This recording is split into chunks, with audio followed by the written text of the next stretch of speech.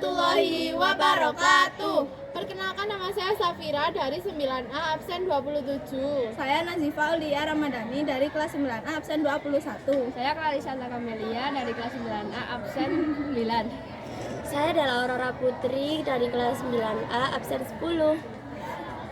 Jadi hari ini kita akan membacakan cerpen yang berjudul Linglung. Linglung, penulis Suharsono. Linglung semakin menjadi lupa daratan. Bapak satu anak ini menjadi kalap saat menjelang pemilihan kepala desa yang akan dilaksanakan bulan ini. Tak ayal, segala cara dilakukannya demi memuluskan tampuk kepemimpinannya itu. Aim sukses mulai kelayapan membagi sembako dan uang sebesar Rp500.000 per kepala. Belum lagi janji-janji manis yang dia obral jika ia terpilih menjadi kepala desa. Katanya ia akan menggratiskan biaya kesehatan bagi warganya yang sakit. Katanya ia akan menggratiskan biaya pendidikan bagi anak-anak yang kurang mampu. Dan banyak lagi janji-janji manis yang terlontar dari bibirnya agar ia terpilih kembali menjadi seorang kepala desa. Orang-orang mulai kasak-kusuk membicarakan janji manisnya itu. Desa yang ia pimpin ternyata berbanding terbalik dengan apa yang dijanjikannya. Sarana dan prasarana jalan yang menuju Kampung Sidomakmur itu rusak parah. Banyak terjadi insiden kecelakaan akibat jalan rusak yang tak kunjung diperbaiki. Padahal dana desa sudah digelontorkan pemerintah pusat untuk membangun struktur jalan. Lampu penerangan jalan pun dibiarkannya mati tanpa ada perbaikan dari aparat desa. Bangunan sekolah rusak dibiarkan merana begitu saja. Puluhan siswa terancam keselamatannya. Belum lagi genting bocor yang mengharuskan siswa terhambat belajarnya ketika musim hujan. Hal-hal ganjil inilah yang menjadikan Jarot menjadi naik pitam. Ia bersama sebagian warga desa pernah mempertanyakan anggaran dana desa yang semestinya digunakan untuk pembangunan ke kantor kepala desa. Malah ia menjadi sarana amarah dan umpatan sumpah serapah linglung. Jarot bersama sebagian warga akhirnya pulang dengan tangan hampa. Ia tak mampu membendung ambisi kepala desanya itu untuk memperkaya diri dan keluarganya dengan uang haram. Lihat malas saat berangkat dari peraduannya. Cahayanya tak lagi memancarkan sinar keemasan di pucuk-pucuk pohon pisang. Burung-burung yang biasanya ramai menyambut pagi, kini nyaris tak terdengar cicitannya. Desa yang diapit oleh dua sungai besar itu tak ubahnya akan ditenggelamkan oleh ambisi kepala desa yang haus atas kekuasaan dan jabatan. Untuk membendung ambisi tersebut, sudah ada dua kandidat yang siap maju dalam perhelatan akbar ini. Ia adalah Jatmiko dan Suyatno. Dua calon kandidat kepala desa ini memiliki background pendidikan yang berbeda.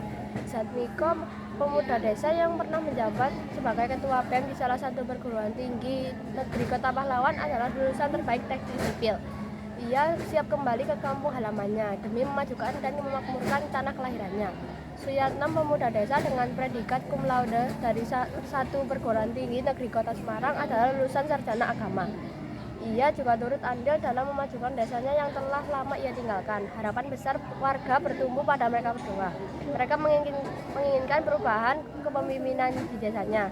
Mereka tak ingin lagi dipimpin oleh pemimpin yang tidak memihak pada kepentingan umum. Mereka tak ingin lagi dipimpin oleh pemimpin yang hanya pandai bermain retorika di hadapan warga masyarakat. Gambar tiga calon kepala desa sudah menghiasi setiap gang di Kampung Sidomakmur. Gambar linglung sudah dipastikan yang paling banyak berterbaran di setiap RT. Tim sukses linglung sudah menyiapkan banyak tempat untuk memasang gambarnya. Walaupun demikian, warga sudah antipati dengan tindakan arogan kepala desa itu. Sedikit demi sedikit, warga mulai sadar bahwa suara mereka akan dibeli atas nama kekuasaan dan jabatan, bukan lagi atas nama keadilan dan kemakmuran. Obrolan di warung kopi Makyah pagi ini tak ubahnya seperti rumah kemenangan bagi kedua calon yang akan bertarung dengan incumbent. Sudah waktunya desa kita dipimpin oleh seorang pemimpin yang adil dan jujur, kata Mbah Dullah sambil menyulut rokok kelopotnya. Asap rokok itu mulai menyebar ke sekeliling warga yang mendengarkan nasihatnya, dan bau khas tembakau pilihan itu menerbangkan aroma kegelisahan. Ya betul Mbah, kita jangan lagi percaya pada janji manis linglung yang keblinger itu. Sudah puluhan tahun desa kita menjadi desa yang tertinggal dengan desa sebelah. Desa kita tak ubahnya menjadi mesin penggeruk kekayaan Linglung dan keluarganya, jawab Marno dengan nada kesal. Sampaikan kepada warga masyarakat jangan sampaikan menerima uang haram itu dari tim sukses Linglung, ujar Mbah Dullah sampai meninggalkan warung kopi. Siang itu, jalanan mulai ramai dipenuhi kendaraan yang lalu lalang menuju kantor kepala desa. Warga sudah banyak berkumpul untuk mendengarkan visi misi ketiga calon kepala desa tersebut.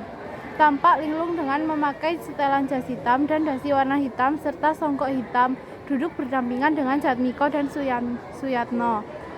Sedangkan Jatmiko memakai seragam batik yang bercorak daun pisang sebagai ciri khas desa Sidomakmur. Tak mau kalah dari pakaian kandidat yang ada, Suyatno memakai baju koko muslim sebagai identitas kelompok religi.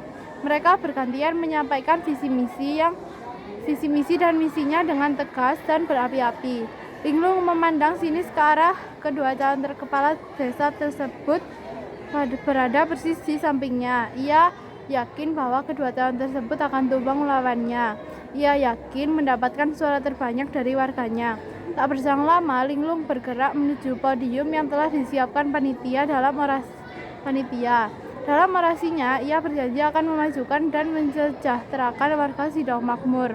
Ia berjanji membangun sarana dan prasarana jalan desa agar dapat memudahkan transportasi dalam meningkatkan perekonomian warganya.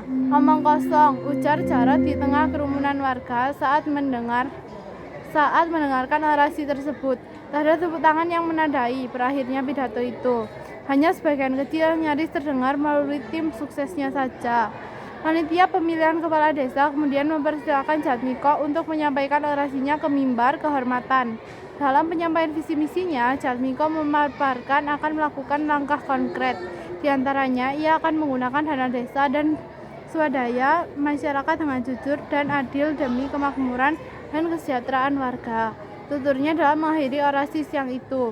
Sedangkan Suyatno dalam penyampaian visi misinya itu berjanji ia akan melakukan perubahan yang lebih baik dari berbagai sektor dengan landasan keagamaan yang kuat. Tuturnya dalam acara yang dihadiri muspika kecamatan dan tokoh masyarakat setempat.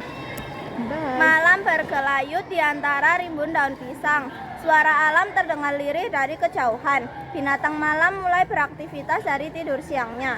Jalanan nampak lengang di beberapa sudut desa. Sesekali terlihat lompatan katak dan serangga malam di tepi jalan yang mulai merayap. Bulan redup di antara lampu jalan yang mati tanpa penerangan. Kabel listrik yang putus tak kunjung diperbaiki. Banyak lubang bertebaran menghiasi badan jalan. Aspal jalan pun dibiarkan mengelupas tanpa ada kepastian untuk diperbaiki. Orang-orang malas untuk keluar rumah pada malam hari karena minimnya penerangan dan jalan yang rusak. Dari kejauhan nampak sekelompok orang berkerumun untuk membagi tugasnya masing-masing. Orang suruhan Linglung sudah mulai bergerilya untuk memengaruhi warga agar besok pagi mencoblos Linglung saat pergi ke tempat pemungutan suara.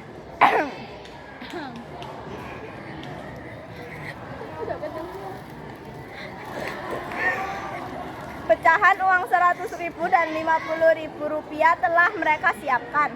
Satu persatu mereka bergerak dari satu pintu ke pintu rumah warga untuk mengiming-imingi sejumlah uang. Pada saat membagi uang tersebut, banyak pintu warga yang tertutup rapat-rapat.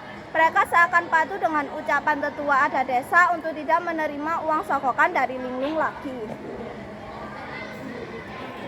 Jika itu dilakukan akan merusak tata nilai warga yang telah dijunjung bersama dalam persoalan memilih kepemimpinan. Bagi mereka, pemimpin adalah mereka yang harus dapat dijadikan panutan atau suri tauladan dalam mengaktualisasi nilai-nilai agama dan moralitas dalam kehidupannya. Dengan selalu memiliki keluhuran hati dan jiwa rendah hati, jujur, tidak suka segala bentuk penindasan dan kekerasan, pemaaf dan penuh kasih sayang, ujar tetua adat yang pernah menasihati mereka saat di warung kopi Makyah tempo dulu. Malam beringsut, mengemasi bayang-bayang. Bulan berwajah pucat saat cahaya merah dari ufuk timur mulai muncul. Alam kembali terang saat cahaya matahari memantul ke bumi, membangunkan warga desa dari tidur lelapnya. Geliat pagi nampak dari beberapa panitia. Malam beringsut mengemasi bayang-bayang. Bulan berwajah pucat saat cahaya merah dari ufuk timur mulai muncul. Alam kembali terang saat cahaya matahari memantul ke bumi, membangunkan warga desa dari tidur lelapnya. Geliat pagi nampak dari beberapa panita.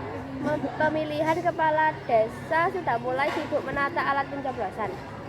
Mereka berupaya agar pilpres di kampungnya dapat diselenggarakan dengan jujur dan adil, tanpa adanya rekayasa. Arena pencoblosan terpusat di kantor kepala desa Sidomakmur. Setelah beberapa saat kemudian, warga terlihat berduyun-duyun menggunakan hak suaranya dengan cerdas ke tempat pemungutan suara TPS. Antrean mengular lebih panjang saat siang hari. Mereka dengan sabar menggunakan hak suaranya tanpa dibeli oleh siapapun dan dari pihak manapun. Mereka menginginkan perubahan, bukan ketimpangan. Mereka menginginkan persaudaraan, bukan permusuhan. Dan mereka menginginkan kesejahteraan, bukan kemelaratan. Bukankah amanat undang-undang menegaskan bahwa bumi, air, dan kekayaan alam yang terkandung di dalamnya dikuasai oleh negara dan dipergunakan sebesar-besarnya untuk kemakmuran rakyat? Begitulah seharusnya pemimpin mewujudkan kesejahteraan bersama, bukan kesejahteraan keluarga dan kroni-kroninya dalam menjabat nanti. Bayang matahari berdiri tegak lurus dengan benda yang berada di hadapannya. Pertanda separuh hari sudah dilewati. Dengan wajah tegang dan raut muka yang panik, Linglung mengikuti pemungutan suara hingga purna. Ia tak mengira perolehan suara yang didapat di luar ekspektasinya. Pikirannya kalut saat memandang papan perolehan suara tersebut. Terlintas dalam ingatannya dana yang dikucurkan untuk kemenangan pilpres tak main-main. Hampir 1 miliar lebih yang diberikan ke tim suksesnya. Kemanakah suara tersebut? Ujarnya dalam hati, hingga menggelapkan pikiran dan mata batinnya. Suara-suara misterius itu selalu berkecamuk di bawah alam sadarnya. Suara-suara itu berdesak keras menghantam sampai ke ubun-ubun kepalanya. Kemana suara-suara itu? Kemana uang-uangku? Kemana? Sambil berteriak histeris dan merobohkan papan pemungutan suara. Matanya merah saga, siap membakar mereka yang berani menghalang-halanginya. Suasana pemungutan suara berubah menjadi carut marut. Orang-orang berhamburan keluar untuk menghindari amukan Linglung.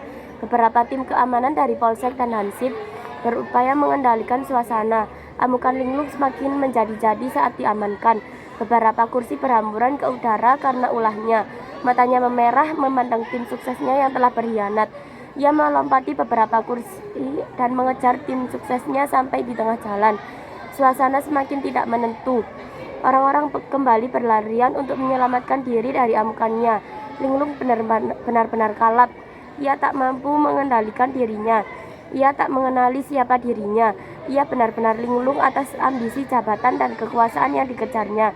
Tak berapa lama tubuhnya sempoyongan dan jatuh terjerembab di jalan yang penuh lubang. Matanya perlahan meredup saat warga kampung mulai berkerumun menghampirinya. Mulutnya komat-kamit menghitung suara dan uangnya yang telah raib.